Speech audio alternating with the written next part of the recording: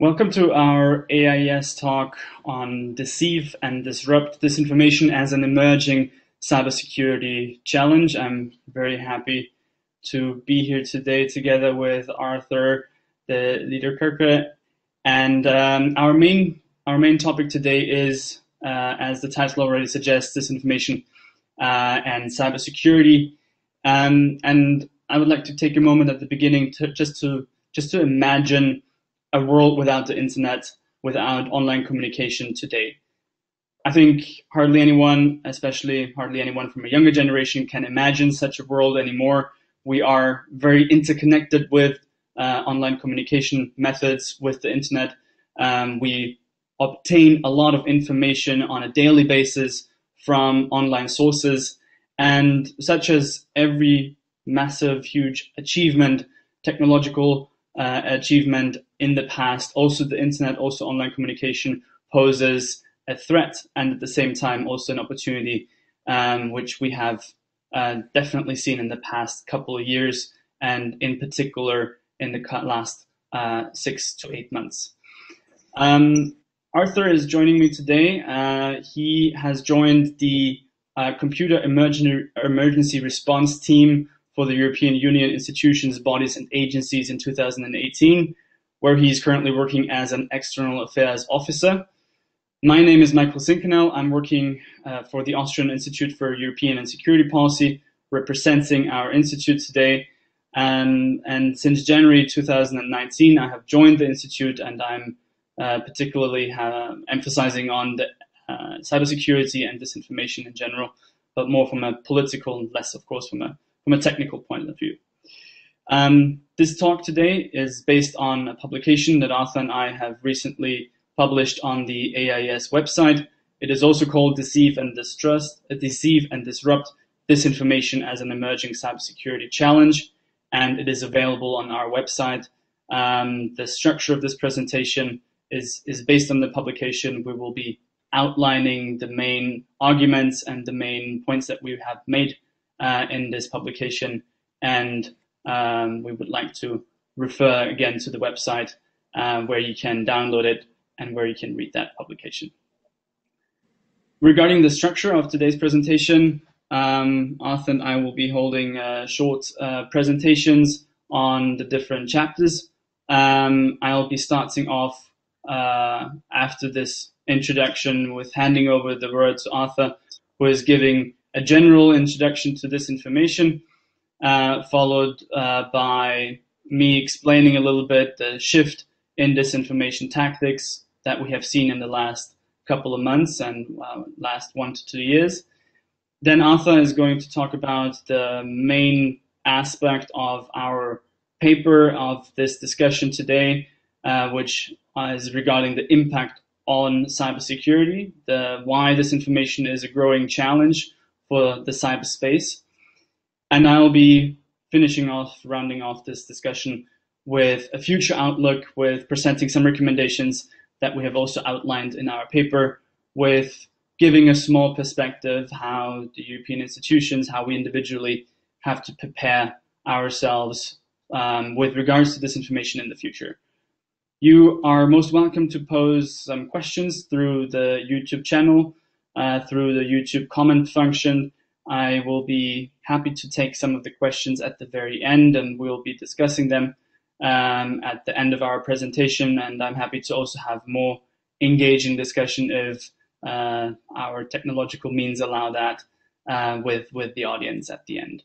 But for now, I'd like to welcome Arthur warm-heartedly again. Thank you for being here today, and I'll be handing over to you and to your introduction to disinformation. Thank you.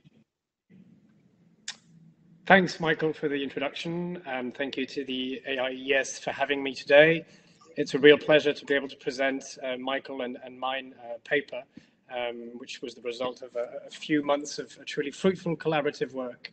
But so now to the kind of the heart of the matter. So what are we talking about here? What is disinformation?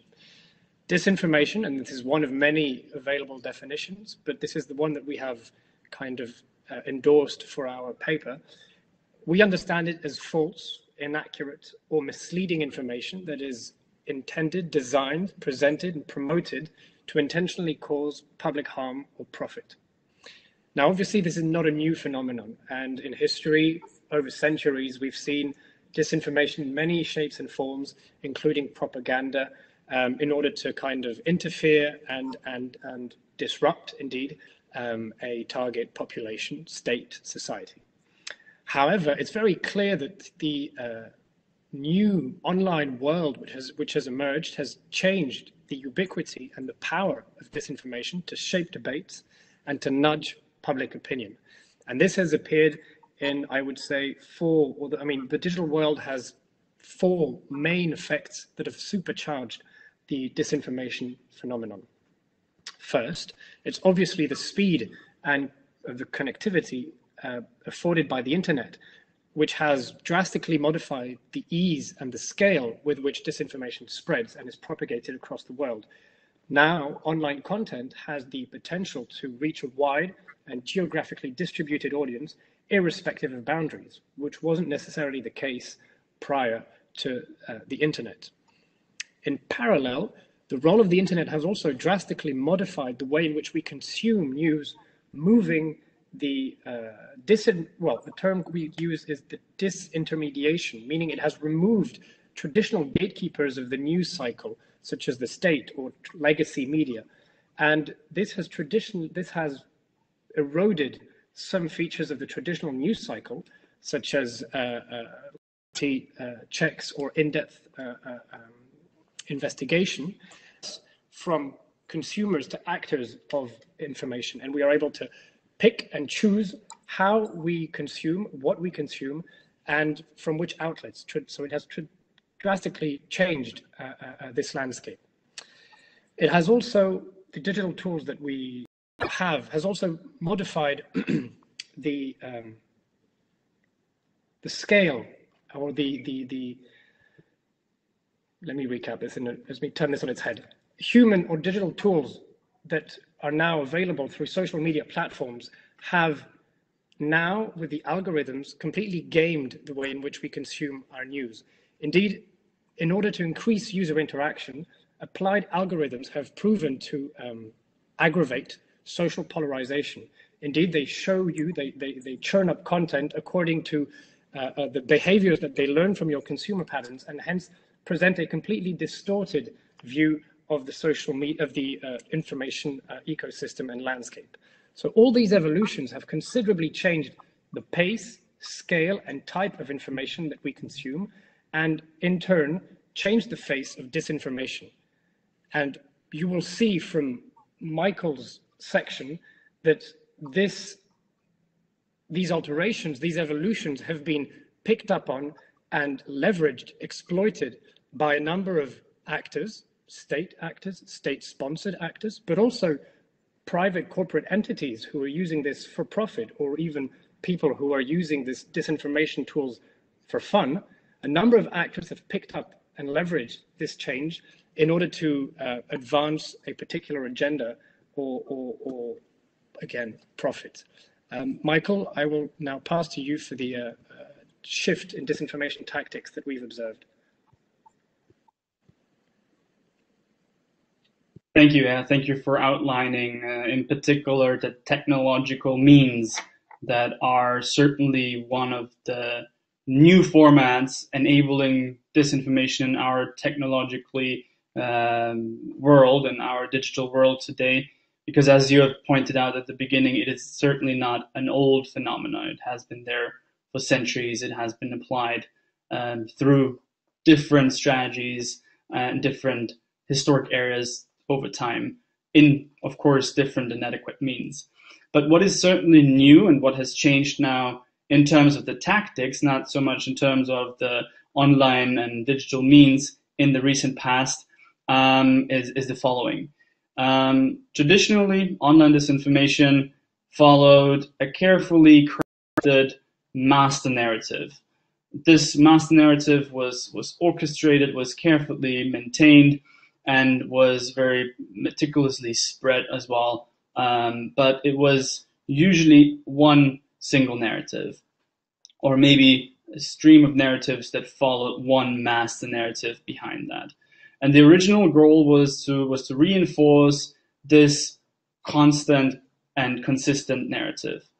But most recently, we have seen a new approach. It seems as if disinformation tactics have transformed and evolved to saturate the audience with a multitude of different narratives. So from one single narrative, we see now that often the new multitude of narratives are conflicting or contradicting each other. It's not streamlined in the same way anymore. And the purpose here is to leave the public with the notion that factual objectivity, impartiality, that they're an illusion, and that certainly amplifies the undermining of trust. Trust in different political institutions, trust in democracy as a system in general, but also undermining the trust in our own personal beliefs, to a point where we shouldn't be sure anymore what to believe in and what not to believe in. The disinformation cases that we have examined related to COVID-19 are an example of this new narrative, this new conflicting narrative, because different narratives have been spread, labeling the virus as simply flu, ranging all the way to labeling an absolute catastrophe, manipulating it in the sense of over and underestimating the virus at the same time by the same news outlets, and reaching as far as suggesting that the virus has been created in secret labs, that it has been spread in Italy first, that US military troops in the Baltic area have spread the virus. So you can see that certainly there are different narratives that are conflicting, that are contradicting each other. We have pointed out some of them in the publication, giving examples, but certainly we have seen that this is a new tactic. And also we have identified gaslighting, which is actually a term used in psychology that is very applicable here. Gaslighting explains the psychological violence that is inflicted through manipulating a victim's senses of judgment, trust, and perception by constantly showing them different conflicting images, by constantly sowing seeds of doubt, seeds of insecurity and distrust. And ultimately, the aim is to distort a person's perspective and their perception to a point of indifference, where we cannot differentiate anymore between the truth and a lie. And this is certainly a very, very dangerous development. Secondly, a second point that I'd like to make here is that we have seen that new actors are increasing their game in the disinformation area, especially Chinese disinformation linked to Chinese sources now increasingly follow strategic outlines that originally were used by Russian actors. So they follow some sort of a Russian playbook. And we have also seen, prior to COVID-19, that Chinese officials, diplomats, most recently have joined social media platforms that are originally banned in China, such as Twitter, Facebook, and others. So clearly platforms to present a certain Chinese narrative or a multitude of Chinese narratives to an international audience. And this is done often in a more confrontational and a more aggressive manner than we have seen in the past. So we have seen an aggravation in aggression in terms of the words and contents that are being spread, that are being shared. And that, in combination with spreading a multitude of different conflicting narratives, has led us to the conclusion that yes, there is certainly a shift in tactics of creating and spreading disinformation. Arthur, I'd like to hand over to you, because I think that the next section is probably the most important one of our paper and of our research.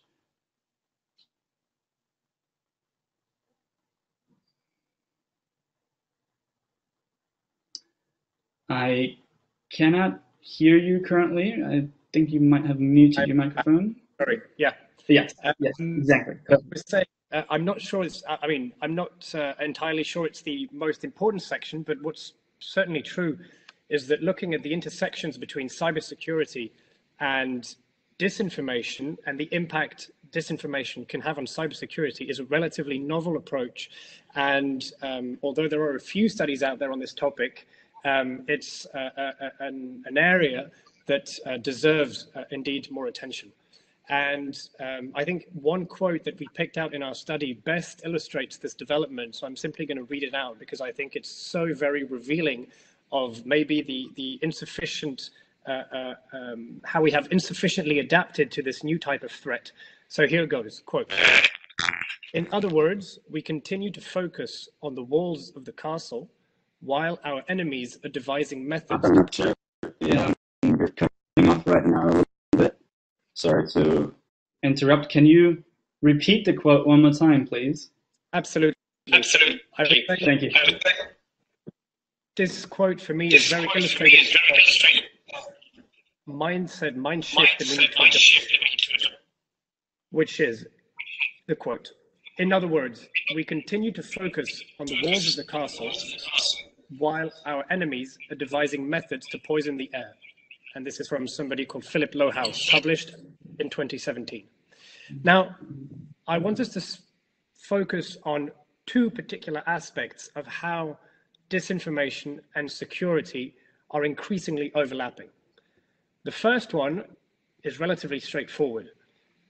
Disinformation campaigns, especially those executed by state-sponsored groups, are carried out partially in and through the digital tools afforded by cyberspace. Now, what this means is that these actors, these groups, are leveraging the social media platforms, the internet, all the online world that we have to peddle their disinformation, to spread their politically motivated content. And obviously, cybersecurity has a role to play there, from building a defensive perimeter around the infrastructure to prevent website hijacking, or from monitoring your company's domain name to prevent it from being spoofed, or even in assisting in the takedown of malevolent social bots or botnets, troll farms, etc. So cybersecurity definitely has a role to play to curb and constrain the ways in which the digital tools that we have are being leveraged and exploited for disinformation purposes.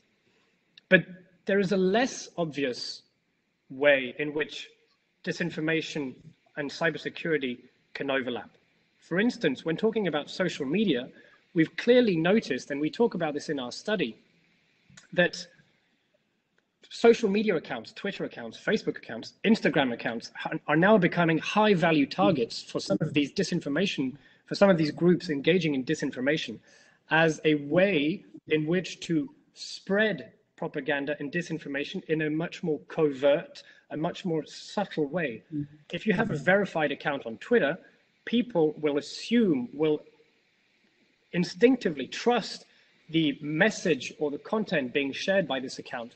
And therefore, disinformation groups are very keen to get their hands on such verified accounts, Twitter, for instance.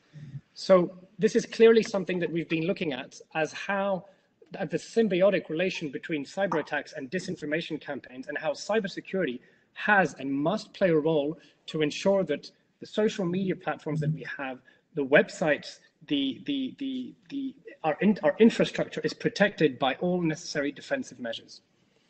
Now, we've been looking at this from a slightly technical angle, but of course, what we also have to look at are the non-technical vulnerabilities that groups engaging in disinformation are also keen to target. Because cyberspace is commonly accepted to be composed of three layers, distinct but closely interrelated. A physical, which is your cables, your servers, a logical, which is the exchange of information, and a cognitive or social layer, a human component, if you will. Now, the non-technical vulnerabilities that some of these disinformation groups or groups engaging in disinformation are seeking to target are twofold. First, and Michael hinted to this earlier, it's the steady decay of trust. It's the steady, it's also brought about by the disintermediation, it's a mouthful, I referred to earlier, where, again, we move from being simply consumers to actors of our own news cycle, and from being able to pick and choose from wherever we want. We have really, I think it's safe to say that a lot of us are ill-equipped to deal with the complexities and pitfalls of this digital news ecosystem. And actors engaging in disinformation are aware of this. They know that, and they are purposefully calibrating, curating, tailoring their content to prey on our cognitive vulnerabilities, our inclinations, our instincts. And it's very clear that as human beings, we are naturally attracted to content or headlines that is eye-catching, sensationalist, clickbait style content. Not only that, but social media algorithms play into this phenomenon and amplify what we are already naturally inclined to do. And as a result, content that is attention-grabbing or popular or elicits high arousal emotions is more susceptible to inspire consumer engagement, our engagement. So these predispositions, kind of with the catalyst of the social media algorithms, has meant that a lot of the disinformation messages and content being spread is preying on our gullibility and our deep human instincts. And this is where we see that, unfortunately, as I said, we may not be well equipped enough to deal with this digital ecosystem, the news cycles in these digital ecosystems. It will require more awareness, training, better cyber hygiene, and all of this Michael will get to in his kind of future outlook and recommendations. Another factor or another effect of these non-technical vulnerabilities that disinformation actors are actively contributing to is impaired situational awareness. Situational awareness refers to the ability to distinguish between news elements, trying to have an overview of the situation, of the context, in order to make informed decisions. And obviously, agents of disinformation, by polluting the information, are polluting the ecosystem, making it both difficult and time-consuming to identify who or what to trust online. And I think this production of confusion is something that a lot of agents of disinformation are after. Obviously, it's a game of smokes and mirrors. By putting up fake information, putting up lures, by having fabricated personas, decoys to a certain extent, they make it very hard for security teams who may be engaging in investigations, or who may want to have an accurate picture of the threat landscape, to actually know who is doing what or what are they after. And I think it was very clearly something that we saw in the 2016 breach of the Democratic National Committee, where a threat actor, likely Russian affiliated, resorted to a phishing attack to compromise a database, acquire a trove of confidential documents, and alter subsequently these documents and release them into the wild in the hopes of manipulating voter sentiment, a technique that now we refer to as tainted leaks. But so you will see that this corrupt information ecosystem has really produced deception in depth, several layers of smokes and screens and mirrors in order to confuse, mislead defenders, to obfuscate or hide the true motives or entities behind the attack, and ultimately just lead to slower response times or incorrect assessments of the threat. And at the at a cyber security level, not only does it frustrate investigation and defensive efforts, but it can also complicate the effort of attribution. Attribution being the ability to kind of pinpoint, at least sufficiently plausibly, the attacker or entity behind the attack. And by, again, putting in place all these false news elements, fake personas, hiding their traces, deploying proxies, covering up tracks, etc., they are really making it inherently more difficult to understand and possibly respond or detect the particular threat actor behind a specific attack. You will see, if you have time, in our paper that we describe this in a lot more depth. But I think it's important to, as a kind of short summary of this section, to understand that the effect is therefore twofold. One is leveraging the tools afforded by cyberspace, gaming our instincts and the algorithms to really reach a level of dissemination of disinformation at scale, leveraging these tools. And the second aspect is preying on non-technical vulnerabilities, so both our instincts and impairing situational awareness of defensive teams. I think that's plenty for this section. So Michael, I will now hand over the floor to you. Thank you, Arthur, for that wonderful and very comprehensive overview. I mentioned before, for me, it's certainly the heart piece, the centerpiece of our work and the most important section, because this is the innovative part here. This is something that we have identified, others not so much, or starting to begin also to touch upon that topic, but these interrelated or intersections between cybersecurity and disinformation. So this is also now mirrored in the recommendations or in the outlook, which I will go to now, that this is certainly the main argument and the main call as well that we both make to the cybersecurity community to recognize this information as a new breed of cybersecurity threats. But first, to the future outlook. So what we can take away from this is that emerging technologies and social trends will further blur the distinction between fact and fiction. We can say that with almost absolute certainty, and hand in hand goes that synthetic media, just like deep fakes, such as voice emulators, they will also increase in the future. We have already seen the emergence of deep fakes in the past.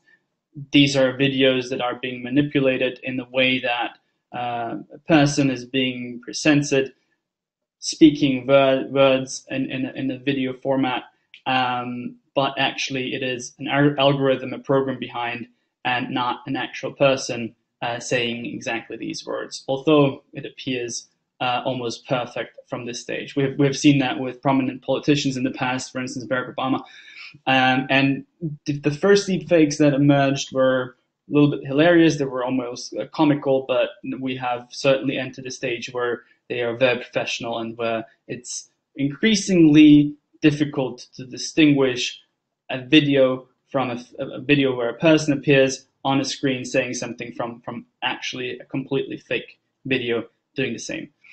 Also, natural language processing, generating content through AI, through bots, will increase in the future. And that will increase what Arthur has mentioned already before, the convergence, the synergy between disinformation and cyber attacks. So we certainly argue that this is something that we will have to take a look into the future very, very carefully, because this interconnection, this convergence will certainly increase. And with it comes as well the intersection not only between cybersecurity and disinformation, but of course, as you have also outlined before, Arthur, this has different implications to different other fields as well, such as psychology, such as human behavior, such as our personal human instincts. So we have security on the one hand side, traditional security means, new forms of hybrid security, hybrid threats, with mixed and interlinked with psychology, with technology, with digitalization, and of course also with the private sector, with the companies, the platforms behind these means of spreading disinformation, behind the means of online communication in general, Google, Facebook, Twitter, etc., that also come into play here. So we see that not only the waters between disinformation and cybersecurity are increasingly blurring, but also these traditionally more well-defined different sectors between security, between economy, between technology, between psychology. So this will certainly blur further as well. And the dependency or even addiction on online communication technology will also increase in the future. And malicious actors, state or non-state actors, regardless, will continue to abuse these technological means for achieving political interest, as they have done in the past. And if we just look also very quickly, very shortly, to an increasing global power competition, the rise of China on the one hand side, the US on the other, Europe and the European Union stuck basically somewhere in the middle, trying to find a third way. So if we look at that geostrategic and geopolitical perspective just for a moment, we see that with this increasing global power competition, there might also be an increase in different tactics of manipulating and harming societies through these means that we have explained. Having that said, that brings me to our recommendations, and we have 4 main recommendations that we outlined in our paper that go beyond the recommendations that we have heard already in the past by other distinguished colleagues, saying that we should increase fact-checking, we should increase personal cyber hygiene methods. So we've tried to frame our recommendations, these 4 recommendations, based on our number 1 argument and our number 1 recommendation, which is that the cybersecurity community has to recognize this information as a new breed of cybersecurity threats. We strongly argue that in the cybersecurity arsenal, disinformation is certainly a new weapon. And therefore, the community has the power to pick up on disinformation and act accordingly in terms of developing new mitigating measures. But the awareness and understanding has to be there first. Second, solely a tech-centric solution is not sufficient. Political action is therefore required, and we call also upon more political action in that sense. We would like to point out, though, that the European Union in particular, but also the member states, have undertaken a variety of different measures, different political actions in the recent years that have already shown first results. And this is certainly a very good development, and we would like to point that out. But mostly these efforts from the past have regarded disinformation and cybersecurity separately.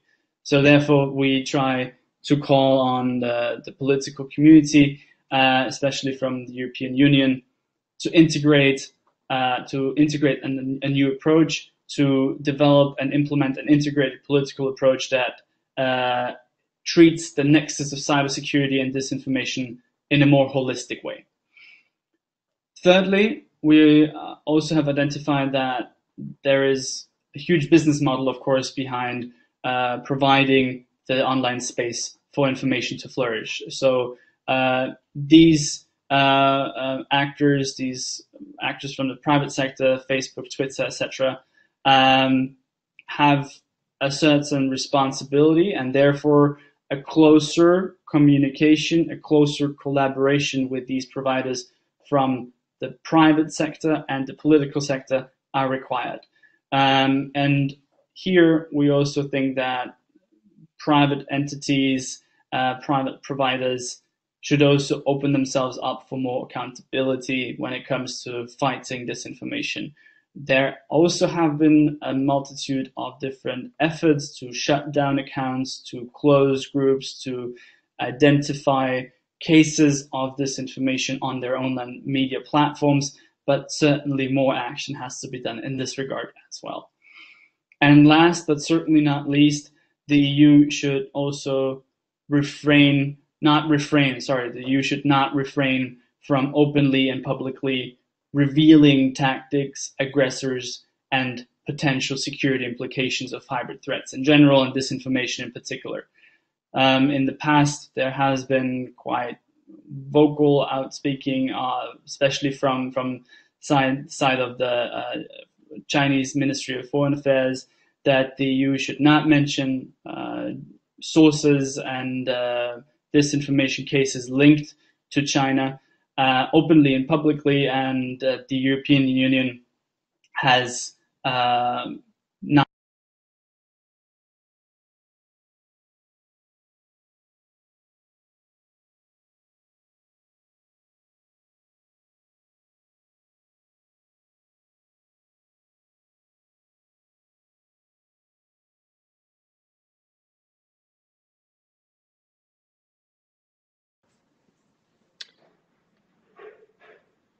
It seems like Michael has left us.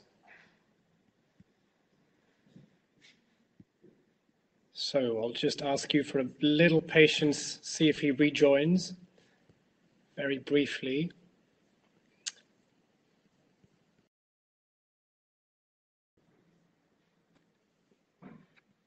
And he's back. Fantastic. Yes, sorry for that little hiccup. Somehow my system stopped. But basically, this was already the last recommendation that I wanted to point out, that we should not refrain from openly and publicly revealing the tactics of aggressors, and to openly state potential security implications of hybrid threats and disinformation. So we should continue to raise awareness and also to inform the European citizens of these tactics. Having that said, I will quickly take a look. Okay, we haven't gotten any questions so far, but I have prepared some questions as well, and that we can have a little discussion for the remaining 15 minutes approximately. Arthur, would you like to add something first of all to this future outlook, to these recommendations section from your side? No, I think you've very well summarized what we call what we kind of insisted on in our conclusions. I think, as you rightly said, the first and foremost point that we wanted to make was that cybersecurity, the cybersecurity community, has to take a proactive role in mitigating or curbing this threat that disinformation is, and not treat it as a kind of remote or annex problem. Increasingly, disinformation is going to be part and parcel of cyber attacks, either as a precursor or as an after or a repercussion, or simply be in parallel to. Again, for all the reasons that we've cited, it really looks like this is a development to watch. And having the technical capabilities in place to first protect and prevent in the first place, but also then to identify and react when needed, will be key. And we rely on these talents and these experts. We will need to rely on these talents and these experts to kind of shore up efforts already ongoing at the political, strategic level. Counter narratives and declarations aren't enough. We need the full spectrum of actors, stakeholders in cyberspace to tackle this issue, and cybersecurity shouldn't take too long in stepping up to the plate. Yeah, I think that was just wanted to hammer this message home, but I think otherwise you hit all the right points. Thank you. Sorry for these little technical difficulties. This is an unwanted example of how fragile these technical devices and technical means are that we're using on an everyday basis. I hope that this will now stop interfering with my connection. There are a couple of questions that I've had in previous discussions and previous debates on this topic that are coming up on a regular basis from the audience. And one of the main questions that I have heard a lot is, what can I do? So Having said all this, having presented all these difficulties, all these challenges for political actors and for society as such, what can I individually now do to protect myself in a better way from being a victim of cybersecurity or disinformation? I'm afraid my answers probably won't be very original, because at this point in time, I don't think there's a miracle cure or a silver bullet to protecting yourself from a cyber attack triggered by disinformation or from disinformation purely. I think what's been stressed repeatedly by us, colleagues, everyone, is that there are basic measures, basic steps you can take to avoid becoming a victim to disinformation outlets, disinformation narratives, which may then lead to a cyber attack or a cyber kind of compromise. First, obviously, being basic cyber hygiene principles, ensuring that you have a minimal or a carefully monitored online footprint, so knowing where you're logged on and where you're not logged on, in terms of not leaving accounts open online, etc. Making sure you consult reputable news outlets whenever possible, not having two-factor authentication enabled on your social media accounts. I would say kind of your run-of-the-mill cybersecurity, cyber hygiene measures, in order for it to be difficult to target you through cyber attack or through cyber means. And in terms of protecting yourself from disinformation, as I said, it's consulting reputable outlets whenever possible. It's being wary of content or headlines that are, again, overly sensationalist, resemble clickbait content, be it in the vocabulary that they use, be it in the gory or eye-catching illustrations that they may want to kind of put forward. And obviously, as in anything you do online, it's the repercussions are immediate, in the sense that you have to bear in mind that whatever you do, you will likely be then sharing, forwarding, retweeting, commenting, etc., and further spreading the reach of this particular news item or this particular malevolent link. So always think about what you're sharing and who you're sharing with. And if in doubt, then just don't. And if you want to read that, item of news that looks highly suspicious for the kicks, be wary, do it, but then don't entice your neighbors, friends, family to do so, because you're just giving more reach, more popularity, more weight to content that could be not only fake and false from an information perspective, but potentially part of a broader disinformation effort, which is there to collect the data of people in order to spread malware, phishing links, etc. So everything is very much interlinked. I think, as I said previously, we take the digital ecosystem, the digital news ecosystem for granted and think that we can navigate it oh so well. But it's a lot more complex than we may think it is at face value. We tend to have behaviors that put us inherently at risk when being online. So I think, digital literacy, even for people who, like us and many around us, were nearly born or raised with the internet, it still takes a lot of critical thinking, taking a minute to really reflect on what it is that you're looking at and what it is that the website or the news is trying to get you to think or to do. I think we have to inoculate ourselves slowly and surely in our digital news consuming attitude. Definitely. I would agree with every single point that you have mentioned now, Arthur. Thank you for that outline and for that thorough recommendation also on the personal level. We have identified, of course, various different secondary sources and secondary literature. And I remember that one particular analysis, one particular study that was focusing on COVID-19 related disinformation pointed out that every single tweet, every single Facebook post of COVID-19 disinformation, especially in the early times, in March and April, has generated between 1,000 and 2,000 interactions.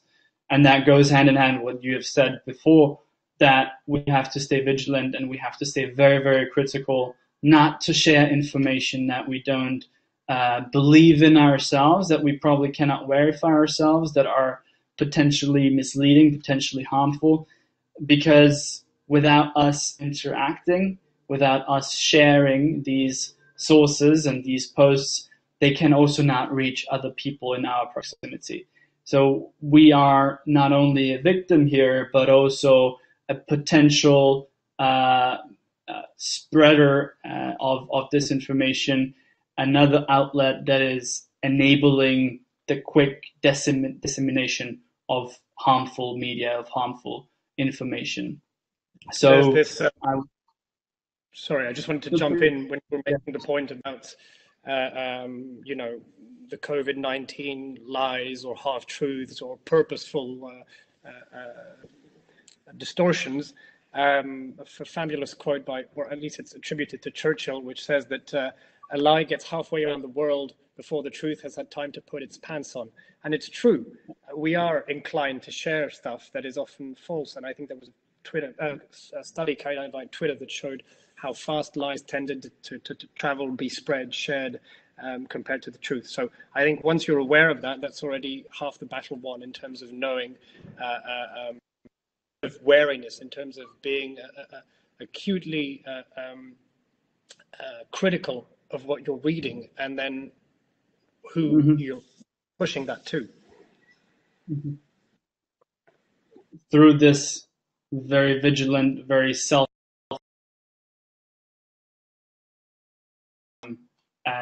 aggressor here, no matter again if it's a state or non-state actor, but you could disarm this potential threat, this weapon that is being used against society by not following through, by not sharing it, by not commenting on it, and in the best case scenario also flagging information that is critical, that is potentially misleading, that is also harmful in the means of being merely abusive as well. Yeah, or so you can also interact with the provider by flagging, by blocking, by telling and giving feedback also on a personal notice here of the information that you consume. Exactly. Having that said, I'd like to hand over to you, Arthur, if you have any final remarks for our viewers today. Not particularly. I just have a kind of I would encourage all of you who have the time and an interest in the topic in reading the paper, which does present a lot much more comprehensive overview of both in terms of the shift in tactics that Michael briefly described, in terms of giving a few examples of the threat actors who have engaged in this new disinformation tactic, the fire hose of falsehood, or the flooding of the zone, as we refer to it in the paper. And also just because the number of we have a number of references that you can find at the end of the text of the report, which provide excellent material for more in-depth reading. I mean, there are a lot of colleagues who have already done fabulous work in this space, and we are contributing a small. We are part of a wider effort, and this is a small step in that direction. But I think you'll find a lot of informative material there if this topic is of interest. And I hope I'm not kind of jumping the gun here, Michael, when I say that if you have any one person in our audience, any sort of follow-up question, remarks, feedback on whatever aspect of the paper, we'd be more than happy to hear from you.